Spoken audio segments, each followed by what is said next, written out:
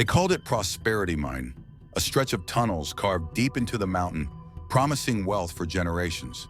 But to a crime author's eye, the shine of gold always hides darker veins. I first heard the whispers from a foreman who wouldn't meet my gaze. Underground, the air pressed like a coffin lid. Miners said the walls groaned at night, that voices carried through the stone. But the real ghosts were alive. Smugglers siphoning uncut diamonds and rare minerals straight from the veins, slipping them into shipments marked as scrap rock.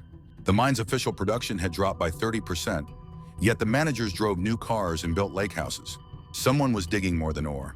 They were digging graves. The first body surfaced in the runoff pit. A young driller, face pale, lungs full of poison dust. Officially, it was an accident. Unofficially, he had stumbled too close to the secret tunnels. I followed the trail down one of those forbidden shafts. The walls glittered faintly, but the real treasure was hidden in crates stamped with foreign markings, destined for a black market buyer overseas. At the center of it all stood the superintendent, clipboard in hand, as if paperwork could cover blood. That night, I watched him meet a stranger in the depths. No helmets, no lights, just a briefcase exchanged for silence. But silence in a mine is never complete. The tunnels amplify every sound, the scratch of a pen, the click of a pistol's hammer. A single shot echoed, ricocheting down the shaft.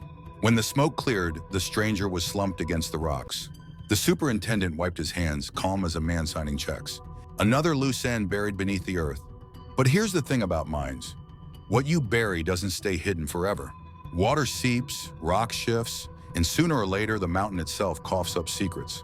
I left with more than notes. I left with proof, ledgers, photos, and the location of the tunnels carved in betrayal.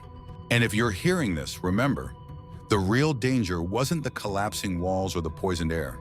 It was the men who learned to treat human lives like dust beneath their boots. Prosperity Mine still glitters in the brochures, but in its depths lies a story the mountain won't stop telling. And I just gave it a voice.